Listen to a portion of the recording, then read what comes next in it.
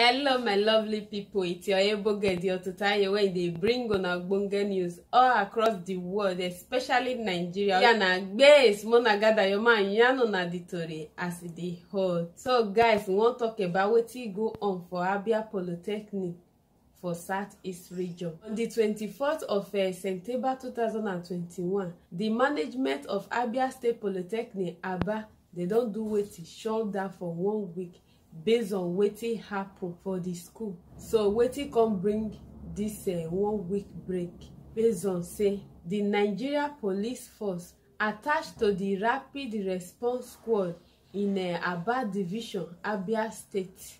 They don accuse one of the men say he raped one female student of the Abia Polytechnic in Aba. So students of the institution Friday, they come do wetin come outside come dey protest say policeman go do wetin go rape female student for the school. So e no dey right. They come outside dey protest, no be small thing that of Friday. So their governor wey dem dey call Okezie Ikpeazu don come outside come condemn this as say these things when e happen, so wetin police do so when e take do wetin rape female students, e no dey okay. And during the protest when they do, they come see policemen dey do wetin dey shoot up and down. So he come condemn in a strong term say wetin come make police dey do wetin dey shoot protesters, wetin dey do.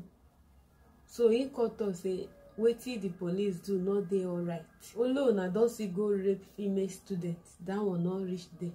They see dey protest now, una see dey do wetin dey carry gun dey come outside. So he come outside come advise the students say make dem dey very careful and make dem do wetin avoid taking laws into their own hands while dem dey protest. Make dem dey very disciplined, make dem no do am in a violent way. So if dem see police on duty, make dem do wetin exercise retrieve when dem dey confronted by the police officer, because dem dey on duty. So make dem no do wetin try to engage fight with them.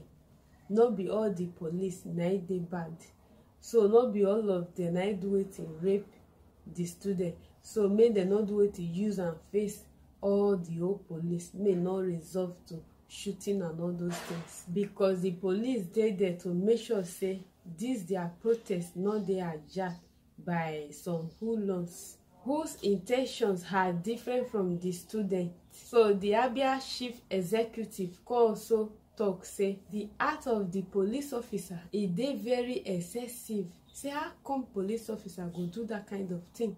And this thing now, e fit lead to many different damage things. So any police officer when he shoot unarmed students when they protest because of sexual assault when it happen to one of them, that police officer, they not recognize the rules of engagement of law enforcement.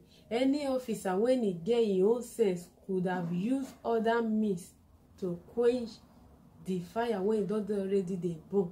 No be you go force the student with your ammunitions. So he don't want now say the state no go do it, he conduct any police officer when he go use force on a protest student when they protest.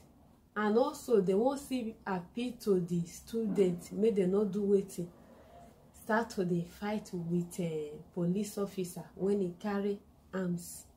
Make them try to be very careful, because as e stand now, this police, their head some not don lose comot.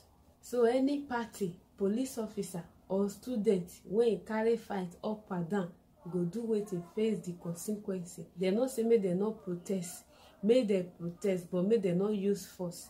And police also make dem not do wetin force dey use arm dey pursue students up and down. Imagine soldier woman now watch video wey dey pour dirty for coppers body, water wey nobody know where e come from, or e the name say e wear uniform. Whether if they don't wear that uniform, something go come change for their system, nobody dey know.